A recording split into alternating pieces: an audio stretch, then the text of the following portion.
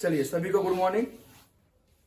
आज का क्लास में हमारा जो टॉपिक रहेगा वो हम लोग देखेंगे संथाल परगना में अंग्रेजों का प्रवेश किस प्रकार से हुआ। संथाल परगना में अंग्रेज लोग का जो शासन प्रारंभ हुआ उसके पीछे का क्या बैकग्राउंड था। थोड़ा सा हम लोग मिडिवल इंडिया को भी देख लेंगे कि अंग्रेजों के समय पे क्या क्या कार्य हो रहे थे। इन सबको देखते हुए आगे बढ़ जाएंगे। तो चलिए सभी को गुड मॉर्निंग, सभी को गुड मॉर्निंग। आप लोग को भी गुड मॉर्निंग। आप लोग भी आराम से बैठ जाइए। चलिए स्टार्ट करते हैं।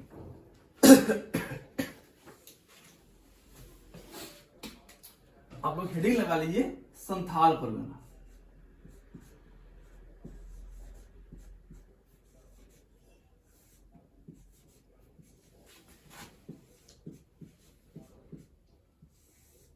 संथाल परगना है ना। और हम लोग इसी में पढ़ेंगे कि इसका हिस्ट्री में बैकग्राउंड में क्या क्या घटनाएं हुई। तो सबसे पहले हम थोड़ा सा इतिहास को देख लेते हैं, थोड़ा सा मिडिवल इंडिया में जाते हैं जो कि आपको हम पढ़ा चुके हैं, फिर भी एक बार याद दिला देते हैं। तो हम लोग क्या देखे थे कि जब दिल्ली सल्तनत में तुर्की लोग का शासन चल रहा था,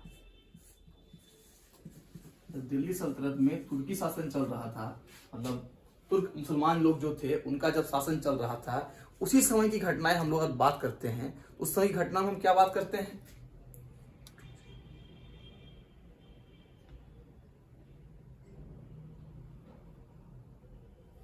एक मिनट रुक जाइए।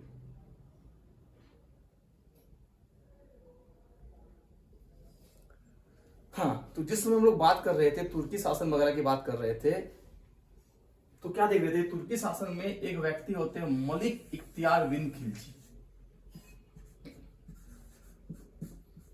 मलिक इख्तियार बिन खिलजी,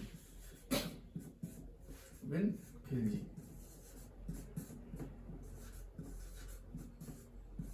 मलिक इख्तियार बिन खिलजी ये क्या किए थे, मलिक इख्तियार बिन खिलजी के द्वारा अगर हम लोग बात करते हैं तो इन्होंने पूरे जो एरिया हुआ था, पूरा जो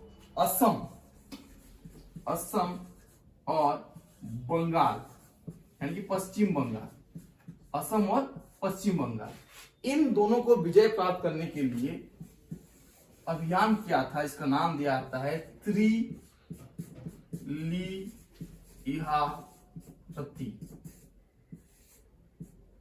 बेसिकली असम, बंगाल, अगर आप बात कीजिएगा तो कुछ बिहार साइड, दार्जिलिंग तरह का एरिया, उस पूरे एरिया को जीतने के लिए अभियान किया था त्रिलियाहती या त्रिलियाहरी। ठीक है, ये अभियान चलाया था किसने, मलिक इख्तियार बिन खिलजी ने। फिर हम लोग पढ़े इसी में, याद होगा आप लोग को कि इसके दौरान इन्होंने क्या किया था कि कूच बिहार का जो शासक था,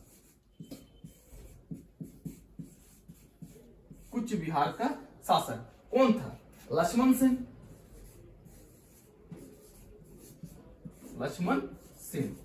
इसको भगा दिया था। पहली बार जो आक्रमण होता है बंगाल में विशेषकर तो कब होता है, मलिक इख्तियार बिन खिलजी के समय होता है, जब तुर्क लोग का शासन चल रहा होता है। और हम लोग क्या देखें कि असम और बंगाल और बेसिकली दार्जिलिंग वाला एरिया के लिए वो त्रिलियाहती का युद्ध लड़ा जाता है। और इसके बाद क्या होता है, कुछ बिहार के शासक लक्ष्मण सेन को भगा देता है। तो पहले तो इतना पॉइंट को नोट डाउन कर लेना है। क्लियर है, इतना पॉइंट को नोट डाउन कर लेना है। अब हम लोग आगे चर्चा करेंगे। क्लियर, क्या चर्चा करेंगे इस बात को देखिए। यानी कहीं ना कहीं धीरे धीरे बंगाल के एरिया में भी अब क्या हो रहा है, दिल्ली सल्तनत का प्रभाव बढ़ते जा रहा है। लेकिन हम लोग बाद में देखेंगे कि दिल्ली का जो एरिया रहा है, जब मुगल का आगमन होता है तो थोड़ा सा सिनेरियो क्या होता है, बदल जाता है। और 1538 में जो शेरशाह सूरी था, 1538 में डेट कितना डालेंगे हम लोग, 1538।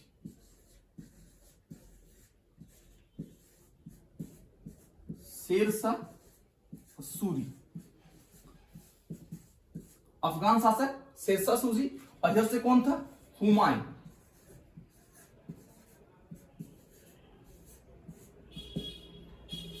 ये दोनों भी तेलियागढ़ी के आसपास युद्ध के लिए सामने खड़े हुए थे। इस बात को भी हम लोग पढ़ लिए थे। कौन कौन, 1538 में अफगान शासक शेरशाह सूरी और हुमायूं। उसके बाद हम लोग क्या देखे थे कि 12 जुलाई 1576 को, डेट को एकदम याद रखना है, 12 जुलाई 1576 को राजमहल की लड़ाई लड़ी गई थी। एग्जाम में ये सवाल बहुत इंपॉर्टेंट है और पूछा भी जा गया है। क्या सवाल पूछा जाएगा कि राजमहल की लड़ाई कब लड़ी गई थी? तो आप क्या कीजिएगा, 12 जुलाई 1576।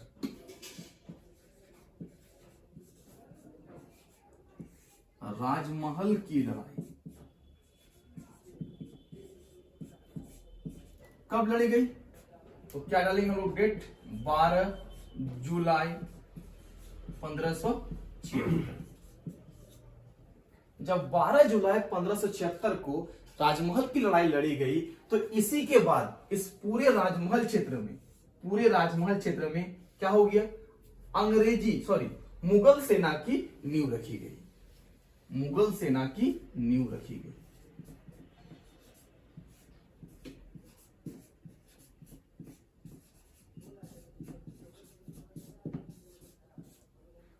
तो आगे हम लोग मुगल सेना का इतिहास पढ़ लिए थे, लेकिन फिर भी क्या याद रखेंगे कि 12 जुलाई 1576 को कौन सा लड़ाई हुआ, राजमहल की लड़ाई हुई।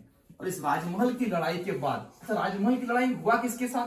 देखिए ये जो हम टाइम पीरियड लिखे हैं 12 जुलाई 1576, इस टाइम पीरियड में दिल्ली सल्तनत का शासक कौन रहेगा?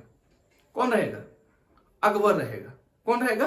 अकबर। मतलब अकबर के समय काल में क्या हुआ था, राजमहल की लड़ाई लड़ी गई थी। और अकबर का जो एक सेनापति था मान सिंह, हम लोग पढ़े हैं, अकबर का सेनापति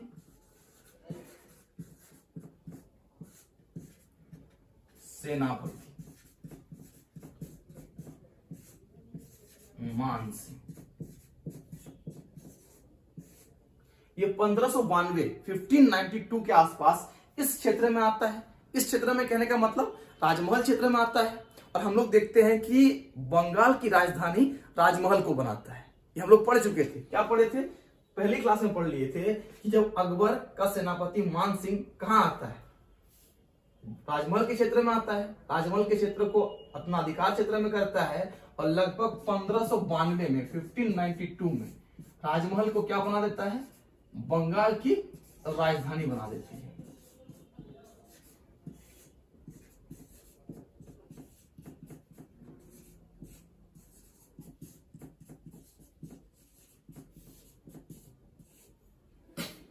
क्लियर है? मतलब 12 जुलाई 1576 को राजमहल की लड़ाई और मुगल सेना का नींव रखा गया। बाद में अकबर का सेनापति मान सिंह 1592 में बंगाल जाने के क्रम में राजमहल में आया और पूरे क्षेत्र को जीतने के बाद राजमहल को ही क्या बना दिया, बंगाल की राजधानी बना दी। क्लियर है? यहाँ तक हम लोग पढ़ चुके थे। साथ ही साथ हम लोग ये भी देखते हैं कि राजमहल में, यानी राजमहल के साहेबगंज नामक जिला में, वर्तमान का जो हमारा साहेबगंज जिला है, उस पे एक नगर की स्थापना करती है मान सिंह। इसको नाम देता है अकबर नगर। तो ये पॉइंट भी नोट डाउन कीजिए कि मान सिंह के दौरान वर्तमान के साहेबगंज में,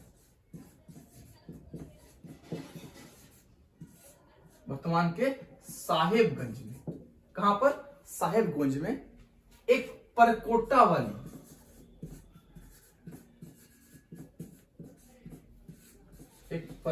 वाले नगर बनाया जाता है। एक परकोटा वाले नगर बनाया जाता है और उस नगर का क्या नाम दिया जाता है, अकबर नगर। अकबर नगर।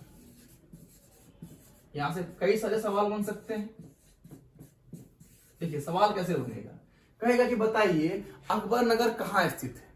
तो पहला सवाल का जवाब हुआ साहेबगंज। अकबर नगर का स्थापना किसने करवाया था? तो मान सिंह ने करवाया था। कब करवाया था? 1592 में करवाया था। क्लियर है? तो सारा पॉइंट आप लोग लिख लिए। आगे बढ़ेंगे हम लोग, जल्दी से नोट डाउन कीजिए।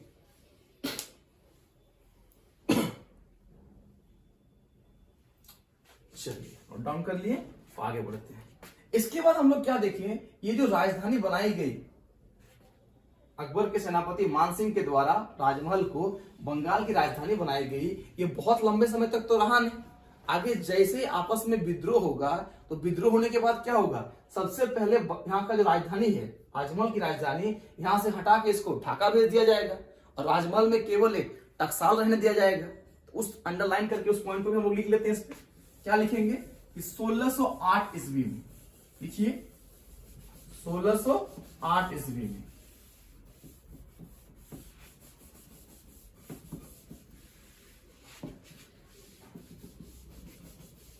1608 ईस्वी में राजमहल से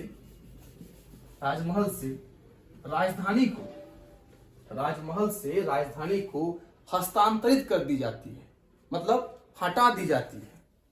राजमहल से राजधानी को हस्तांतरित कर दी जाती है, मतलब हटा दी जाती है। और राजधानी बंगाल की कहां चली जाती है, लिख लीजिएगा, बंगाल की राजधानी ढाका को बना दी जाती है। सब एक बार बताए हैं जब हम लोग मिडिवल टाइम पीरियड पढ़ रहे हैं, लेकिन फिर भी थोड़ा सा हम लोग को बैकग्राउंड याद होना चाहिए। तो बंगाल की राजधानी कौन बन जाती है, ढाका बन जाती है। फिर हम लोग देखते हैं इस एरिया का इतिहास में कि 1622 से 1624 तक ये जो हमारा संथाल परगना वाला एरिया है, राजमहल वाला एरिया है, इसमें मुगल बादशाह या मुगल शाहजादा, उसमें बादशाह नहीं बने थे, शाहजादा खुर्रम इस क्षेत्र में रुका हुआ रहता है, जो कि दक्षिण से आता है अपने पिता शाहजादा के, मतलब शाहजादा खुर्रम कहने का मतलब शाहजहां।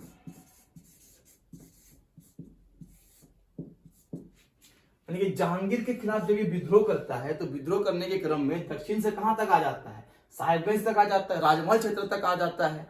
और 1622 से लेकर 1624 तक इसी एरिया में रुका रहता है शाहजादा खुर्रम। इसको भी हम लोग देख लिए थे। फिर हम लोग देखते हैं कि जब ये आता है और इसके बाद बहुत सारे घटनाएं घटती है, धीरे धीरे इसको राजा बना दिया जाता है बाद में। और बाद के समय में क्या होता है, एक नए व्यक्ति आते हैं, शाह सुजान।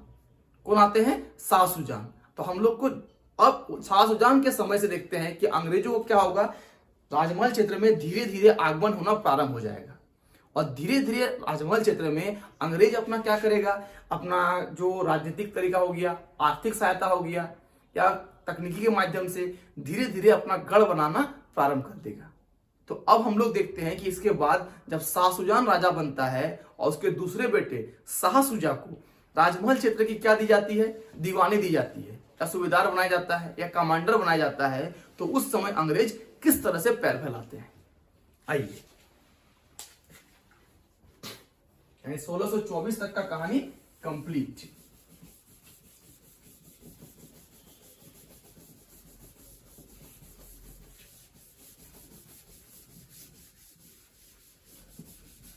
अब 1624 के बाद आप लोग डेट डाल दीजिए, डेट मत डालिए, हेडिंग लगाइए शाह सुजान। क्या लगाइएगा, शाह सुजान, शाह सुजान, शाह सुजान।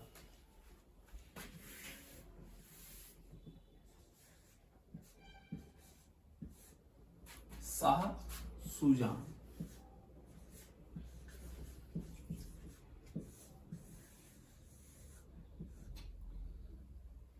मुगल बादशाह के द्वारा शाह सुजान को पूरे बंगाल क्षेत्र का उत्तराधिकारी बना दिया जाता है, पूरे बंगाल क्षेत्र का अधिकार दिया जाता है। ठीक है, पूरे बंगाल क्षेत्र का अधिकार दिया जाता है। और बाद में हम क्या देखते हैं कि शाह शाहजहां का एक दूसरा बेटा, इसका नाम रहता है शाह शुजा। शाह शुजा ये राजमहल क्षेत्र का, शाह शुजा क्या बनता है, राजमहल क्षेत्र का कमांडर।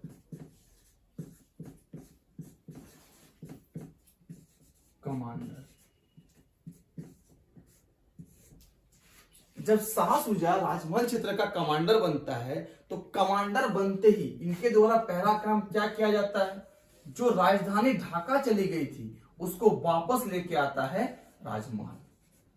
मतलब ढाका से पुनः राजधानी कहां आ गया, हमारा राजमहल में आ गया। कब आया, 1693, 1693। क्लियर है। 1592 के आसपास में हम लोग क्या पढ़े कि अकबर के सेनापति मान सिंह ने बंगाल की राजधानी साहिबगंज को बनाया। फिर देखिए कि 1608 ईस्वी में यह राजधानी ढाका चली गई। और फिर देख रहे हैं 1693 ईस्वी में राजमहल को पुनः राजधानी बना दिया गया। किसके द्वारा, शाह शुजा के द्वारा। ये पॉइंट को लिख लेना है। तो राजमहल की राजधानी से लेकर 3-4 सवाल बन सकता है। और पीछे जाइएगा तो आपको फिरोज शाह तुगलक देखने को मिलेगा कि फिरोज शाह तुगलक ने भी राजमहल को क्या बनाया था, राजधानी बनवाया था, बंगाल की राजधानी। फिर बाद में हम लोग अभी क्या पढ़े कि मान सिंह ने बनाया बंगाल की राजधानी, किसको, राजमहल को बनाया। फिर 1608 में ये राजधानी कहां चली गई, ढाका चली गई, और राजमहल में क्या बच गया, केवल एक शाही टकसाल बच गया। फिर हम लोग क्या देख रहे हैं कि 1693 में शाह सुजान के दूसरे बेटे, शाह सुजान के दूसरे बेटे, सेकंड बेटे शाह सुजा क्या करता है, राजमहल को पुनः राजधानी बनाता है। तो जल्दी से इस पॉइंट को नोट डाउन कर लीजिए।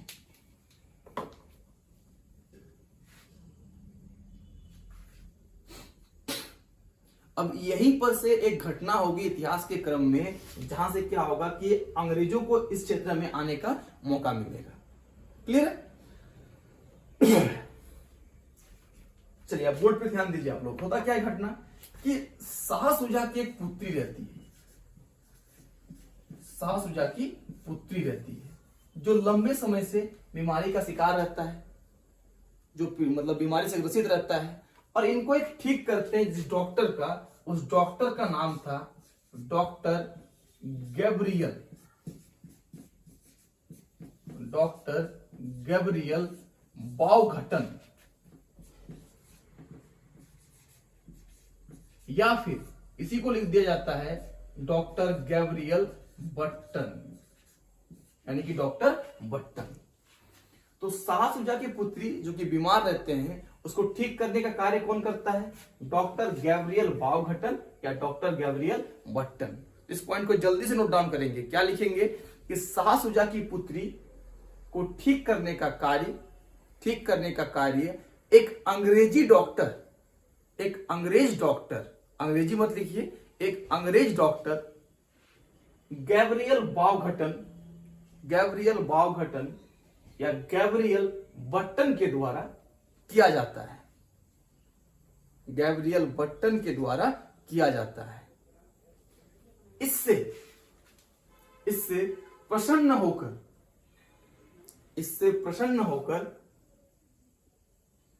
शाह सुजा अंग्रेजों को या गैब्रियल बट्टन को व्यापार करने का, वो भी मुक्त व्यापार करने का फरमान दे देता है।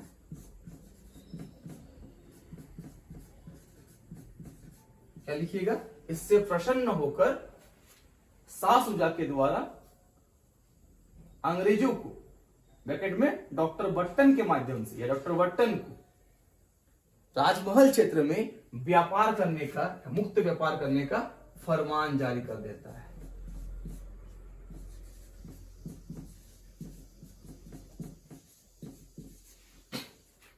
मतलब जब भी हम लोग हिस्ट्री पढ़ते हैं तो ऐसा लगता है कि इतिहास के साथ साथ अंग्रेजों का स्ट्रेटेजी तो था ही, लेकिन मतलब कायनात का भी सहायता था। अगर इसकी शायद पुत्री बीमार ना पड़ी होती और ये घटना ना हुआ होता तो व्यापार करने का फरमान नहीं मिला होता। लेकिन जैसे इनकी पुत्री बीमार पड़ी, एक अंग्रेज डॉक्टर बट्टन आए, उनको ठीक किया और मुक्त व्यापार करने का या राजमहल क्षेत्र में अपना ट्रेड चलाने का उसको परमिशन दे दिया गया, परमिट दे दिया गया कि भैया आप क्या कीजिए, राजमहल क्षेत्र में आप फ्री ट्रेड कर सकते हैं। कौन दे दिया, शाह सुजा, यानी अंग्रेजों का अब आना स्टार्ट हो गया। अब इसको हम लोग आगे देखते हैं। इसके बाद एक व्यक्ति आते हैं, शाह सुजा के बाद राजमहल क्षेत्र का जो कमांडर बनता है उसका नाम रहता है मीर जुमला।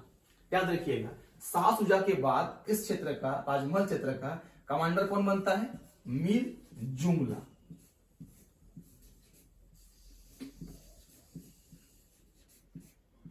मीर जुमला। ये मीर जुमला सिर्फ प्रारंभ में तो अंग्रेजों का नहीं पड़ता है, लेकिन बाद में दोनों के बीच में संधि होती है, आपस में संधि बैठते हैं और फिर देखते हैं मीर जुमला भी अंग्रेजों का समर्थन करते हैं, अंग्रेजों का व्यापार बढ़ाने में सहायता करते हैं। तो क्या लिख लेना है कि राजमहल का अगला सूबेदार या कमांडर मीर जुमला को बनाया जाता है और मीर जुमला प्रारंभ में ईस्ट इंडिया कंपनी के खिलाफ रहता है, परंतु बाद में वो अंग्रेजों का सहायक बन जाता है, मतलब सहायता करना प्रारंभ कर देता है। हो गया। चलिए, यानी ये सब घटनाएं हो रही थी राजमहल में। लेकिन जब औरंगजेब शासक बनेगा, औरंगजेब राजा बनेगा, तो औरंगजेब को ये सब जो ईस्ट इंडिया कंपनी अलग अलग जगह पर फ्री ट्रेड कर रहा था, मुक्त व्यापार कर रहा था, किलाबंदी कर रहा था, इनको ये सब पसंद नहीं हुआ। वो सारे कमांडर को ये कहा कि भैया जहां जहां भी इस तरह की घटनाएं हो रही है उसको बंद कर दिया जाए। अतः औरंगजेब के आदेश अनुसार ये सब काम बंद करवा दिए गए। और राजमहल में क्या घटा, तो जब औरंगजेब ने आदेश दिया तो 1702 ईस्वी में 1702 ईस्वी में औरंगजेब के आदेश पर राजमहल में इस तरह के जो व्यापार हो रहे थे उसको बंद करवा दिया गया।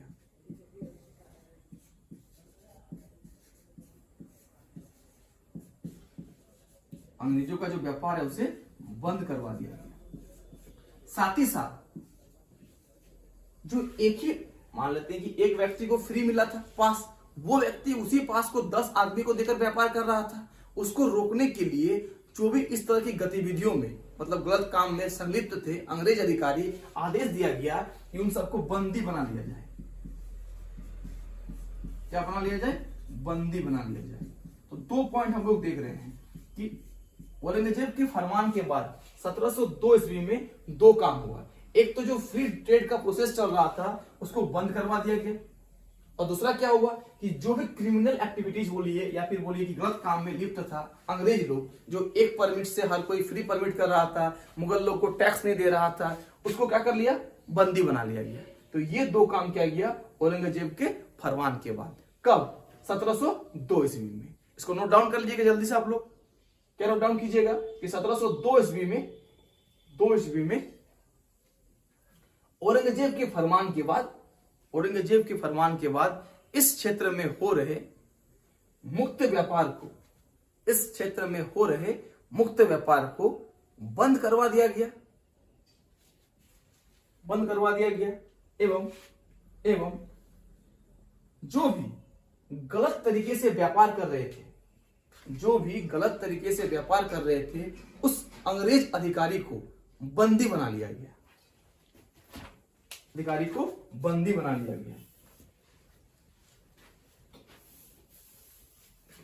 रुकिएगा जरा।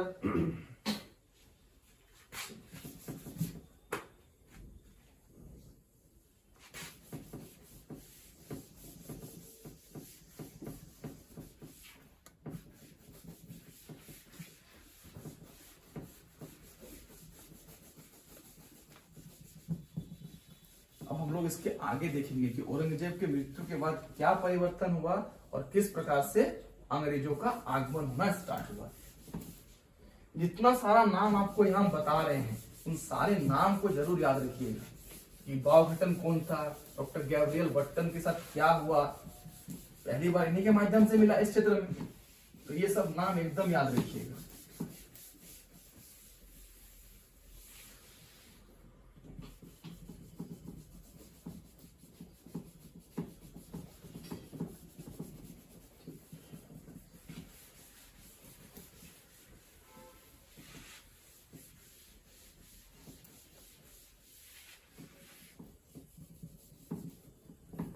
चलिए आगे देखते हैं हम लोग। ठीक है, आगे देखते हैं हम लोग कि किस प्रकार से इस क्षेत्र में परिवर्तन आया है। हम लोग ये जानते हैं कि 1707 ईस्वी में क्या हो जाता है? औरंगजेब की मृत्यु हो जाती है।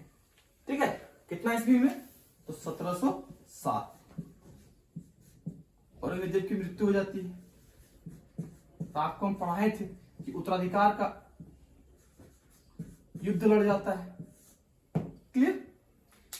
तो टाइम लाइन में हम लोग क्या क्या देखे थे कि जब 1707 में औरंगजेब की मृत्यु हो जाती है तो हम लोग देखते हैं कि इस क्षेत्र में के जो मतलब उस समय के सूबेदार रहते हैं या दीवान रहते हैं अजीमुद्दीन खान रहते हैं। बाद में वो बहादुर शाह के नाम से गद्दी पर बैठता है और उन्हीं के एक बेटे रहते हैं फर्रुख सिंह, जिसको 1710 ईस्वी में इस हमारे जो संथाल परगना वाला एरिया है इस क्षेत्र का कमांडर बनाया जाता है। कब? 1710 ईस्वी में। किसको? फर्रुख सिंह को। फर्रुख सिंह बताया था आप लोग को। 10 में फर्रुखसियर।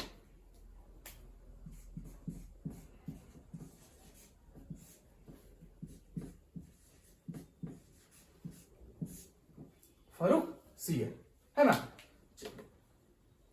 फिर आपको कहानी बताएंगे कि बाद में फर्रुखसियर भी राजा बन जाता है, मुगल बादशाह बन जाता है, और ये घटनाएं चलती रहती है। और 1712 ईस्वी में जब बहादुर शाह की मौत हो जाती है, 1712 में जब बहादुर शाह की मौत हो जाती है, तो चारों ओर अराजकता फैल जाता है। यहाँ के भी बहुत सारे एरिया रहते हैं जो कि अलग होना चाहते हैं, मुक्त होकर अपना शासन चलाना चाहते हैं, छोटे छोटे सूबेदार अलग होने लगते हैं। बहादुर शाह की मृत्यु के बाद, कब मृत्यु होती है? 1712 में। क्योंकि 1712 में जब बहादुर शाह की मृत्यु होती है तो ये जो फर्रुखसियर है इसको कहां भेज दिया जाता है? दिल्ली, और ये मुगल बादशाह बन जाता है फर्रुखसियर। तो लिख लीजिएगा 1712 ईस्वी के बाद, 12 ईस्वी के बाद फर्रुखसियर के मुगल शासक बन जाने से संथाल परगना वाला क्षेत्र में या राजमहल क्षेत्र में अराजकता फैल जाती है, अराजकता फैल जाती है।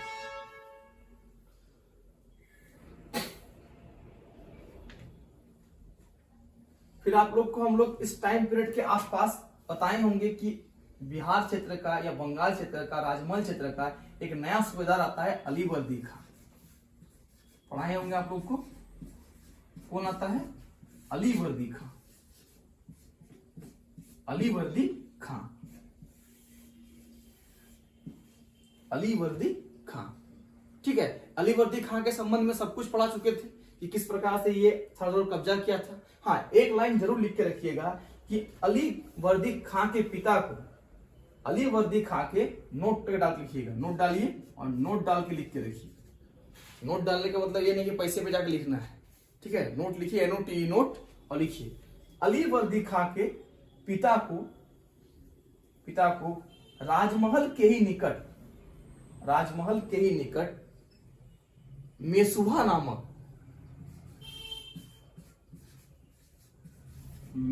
नामक एक गांव में दफनाया गया था। JSSC है भाई साहब, इसका कोई भरोसा नहीं कि क्वेश्चन किस लिमिट पे जाए। ये out of syllabus, out of box question भी पूछ सकता है। आप लोग पढ़े होंगे, कुछ दिन पहले एक सवाल पूछा था एक्साइज कांस्टेबल या स्पेशल ब्रांच में। क्या सवाल था कि बसंत राय एक ऐसा तालाब बताइए जिसको आप लोग तैर के नहीं पार कर सकते हैं, हाथी में बैठ के भी नहीं पार कर सकते हैं, वो तालाब कहां पर है या नाम क्या है? तो बसंत राय गोड्डा में है। तो वैसी लोक कथा इसको बहुत पसंद है, बहुत पसंद है। सवाल क्या पूछता है, झारखंड के निम्न जो जलप्रपात है इनमें से किस जलप्रपात को प्यार की निशानी के रूप में देखा जाता है? तो दसम फोक, उसका अलग सा कहानी है, किस प्रकार से वहां का गांव वालों ने विरोध किया था। तो लोक कथा में इसको बहुत मतलब क्या कहिएगा इंटरेस्ट है। और इस बार का सिलेबस में तो लिख दिया है कि आपको लोकल रीति का, लोकल रीति रिवाज का, लोकल भाषा का ज्ञान होना अनिवार्य है। तो हम लोग यहाँ क्या देख लीजिएगा कि अलीवर्दी खां के पिता को यहाँ के ही एक गांव, मतलब राजमहल के निकट एक गांव मेसुहा में दफनाया गया था। क्लियर है? फिर हम लोग आगे देखे थे कि इस क्षेत्र में गिरिया की लड़ाई लड़ी जाती है। लिख लीजिए आप लोग, गिरिया की लड़ाई। गिरिया की लड़ाई पढ़ा दिए थे आप लोग कि 10 अप्रैल 1740 ईस्वी को, याद होगा आप लोग को, 10 अप्रैल 1740 को क्या लड़ा जाता है? गिरिया की लड़ाई लड़ी जाती है।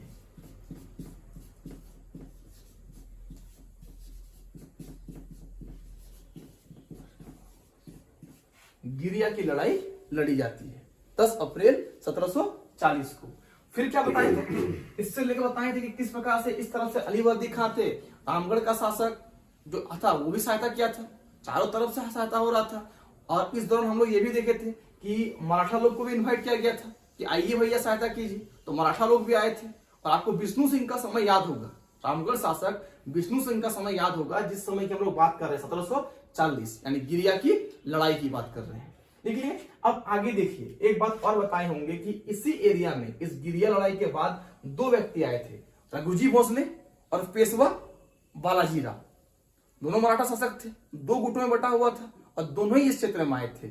एक आए थे इस क्षेत्र को लूटने के लिए, रघुजी भोसले, और दूसरा आए थे इस क्षेत्र को लूटने से बचाने के लिए, मतलब रघुजी भोसले का विरोध करने के लिए। कौन आए थे? पेशवा बालाजी राव, 1743 के आसपास, 1743 के आसपास, ये भी बता चुके थे।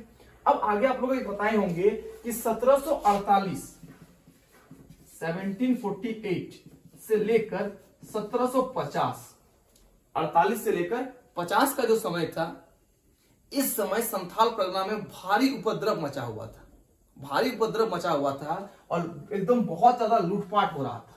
और इस लूटपाट में सबसे जो केंद्र बिंदु या वो व्यक्ति थे जो लूटपाट करने में सबसे ज्यादा सहायता करते थे या लूटपाट मचाते थे, उस व्यक्ति का नाम था मीर हबीब। ये भी याद रखना है, पूछेगा आपको कि बताइए कि किस समय में संथाल परगना में सबसे ज्यादा लूटपाट या उपद्रव होता था? 1748 से 1750। और किसके द्वारा किया जाता था? तो मीर हबीब के द्वारा। तो इस पॉइंट को भी नोट डाउन करके रखना है। फिर हम लोग क्या देखे थे कि जब बैटल ऑफ पलासी होता है, पलासी का युद्ध होता है, और वहां से कौन? नवाब सिराजुद्दौला भाग जाता है या भाग निकलता है। जब नवाब सिराजुद्दौला भाग निकलता है तो नवाब सिराजुद्दौला को भी कहां पकड़ाया था? गंगा नदी को पार करके जब वो इस पार आ जाते हैं तो राजमहल में ही उनको दबोच लिया गया था या पकड़ लिया गया था। किसको? नवाब सिराजुद्दौला को। यानी अगर हम लोग एक वर्ड और डाल के लिखेंगे, लिख के रखेंगे, क्या रखेंगे कि जब बैटल ऑफ पलासी यानी पलासी का युद्ध, पलासी का युद्ध, पलासी का युद्ध लड़ा गया था। इस युद्ध के पश्चात क्या हुआ? तुम जानते हैं नवाब सिराजुद्दौला हार गया था कि उसके अपने ही कमांडर मिर्जाफर ने गद्दारी कर दिया था। घसीटी बेगम, मोहनलाल, कई सारे व्यक्ति थे जो अंग्रेजों से जाकर मिला था और अपने राजा को छोड़ दिया था। तो इस युद्ध में जब नवाब पराजित होता है, और नवाब कौन था उस समय? नवाब सिराजुद्दौला। नाम हम लिख देते हैं, नवाब सिराजुद्दौला। तो ये जब बैटल ऑफ पलासी से हार के भाग जाता है, वहां से भाग रहा होता है, तो कहां पकड़ाया था? तो इनको ही पकड़ा गया था राजमहल में, राजमहल में।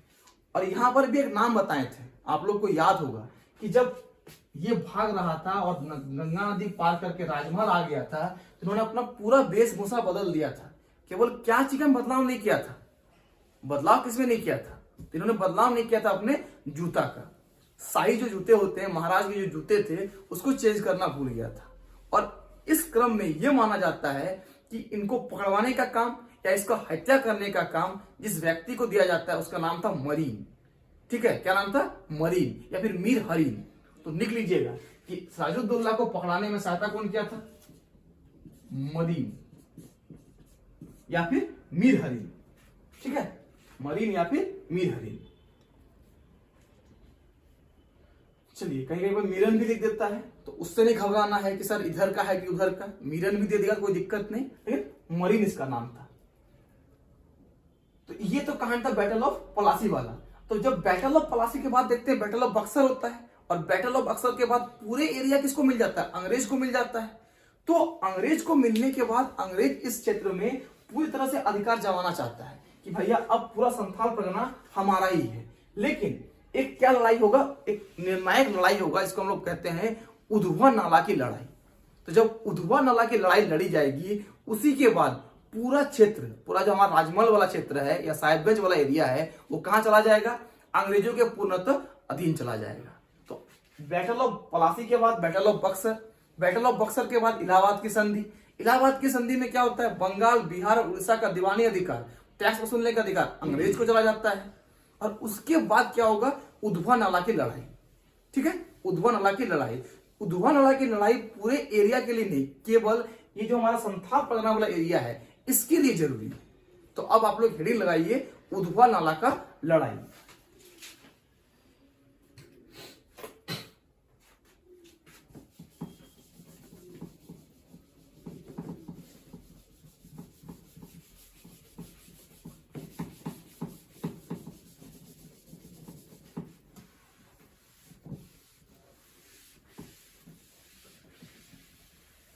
क्या लगाना है? उधवा नाला का लड़ाई।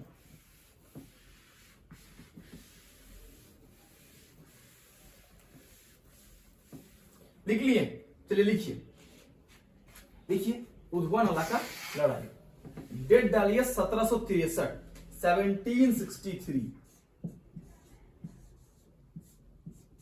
1763। बंगाल का नवाब इस समय कौन रहेगा? मीर कासिम। बक्सर युद्ध के समय भी मीर कासिम, यानी 1763 में बंगाल का नवाब कौन है हमारा? मीर कासिम। मीर कासिम।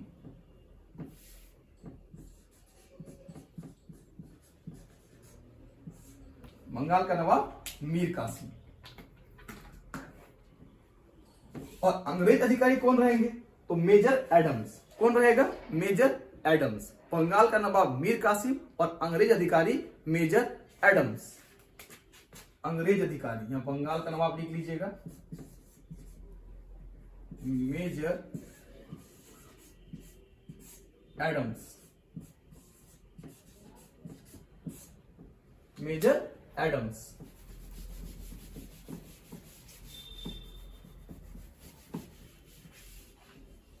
मीर कासिम हो गया बंगाल का नवाब।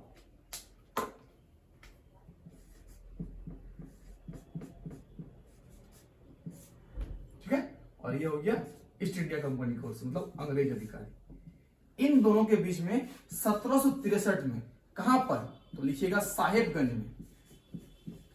कहां पर? ताजमहल क्षेत्र के साहेबगंज में।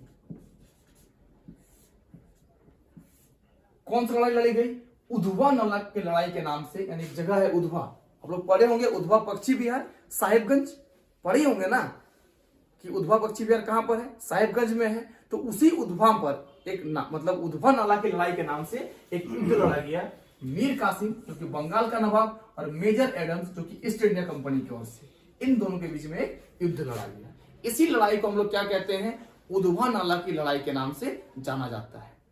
यह लड़ाई निर्णायक इसलिए साबित हुआ कि इस लड़ाई के बाद राजमहल क्षेत्र का जो अधिकार है, जो पूर्णतः अधिकार है, वो अंग्रेजों के पास चला गया था।